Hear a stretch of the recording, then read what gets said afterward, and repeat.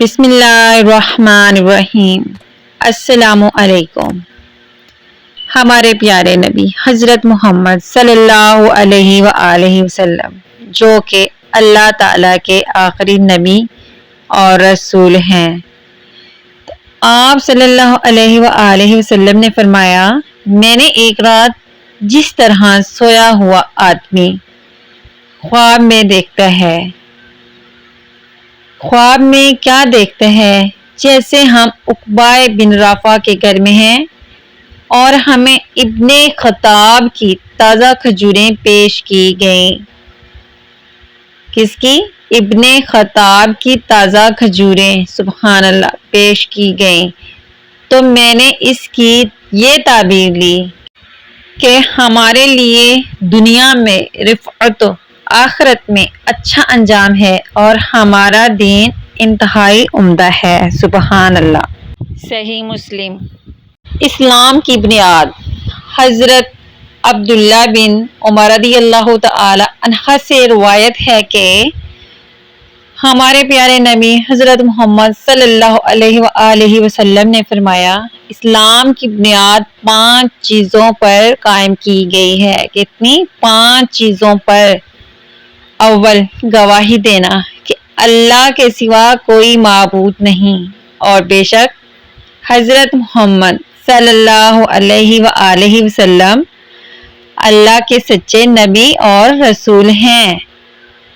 حضرت محمد صلی اللہ علیہ وآلہ وسلم اللہ تعالیٰ کے سچے نبی اور رسول ہیں، بے شک۔ نمبر 2، نماز قائم کرنا، اور نمبر 3، زکوٰۃ ادا کرنا، نمبر 4، حج کرنا، اور نمبر 5، رمضان المبارک کے روزے رکھنا، سبحان اللہ۔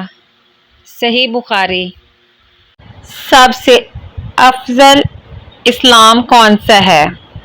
حضرت ابو بردہ اور حضرت ابو موسیٰ رضی اللہ تعالی عنہ سے روایت ہے کہ لوگوں نے پوچھا، یا رسول اللہ صلی اللہ علیہ وآلہ وسلم، کون سا اسلام افضل ہے؟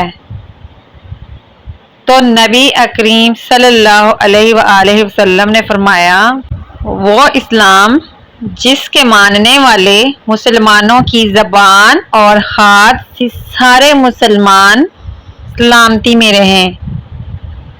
جس کے ماننے والے مسلمانوں کی زبان اور ہاتھ سے سارے مسلمان سلامتی میں رہیں، صحیح بخاری، سبحان اللہ۔ حضرت حذیفہ رضی اللہ تعالی عنہ سے روایت ہے کہ رسول اللہ صلی اللہ علیہ وآلہ وسلم نے فرمایا، ہمیں لوگوں پر 3 باتوں کے ذریعے فضیلت دی گئی ہے۔ کتنی؟ 3 باتوں کے ذریعے فضیلت دی گئی ہے۔ ہماری صفحیں فرشتوں کی صفحوں کی طرح بنائی گئی ہیں۔ ہمارے لیے ساری زمین کو سجدہ گاہ بنا دیا گیا ہے، ساری زمین کو سجدہ گاہ بنا دیا گیا ہے، اور جب ہمیں پانی نہ ملے تو اس زمین کی مٹی ہمارے لیے پاک کرنے والی بنا دی گئی ہے۔ اس کے ساتھ تیمم کر کے پاکیزگی حاصل کی جا سکتی ہے۔ صحیح مسلم۔ سبحان اللہ، جزاک اللہ خیرا۔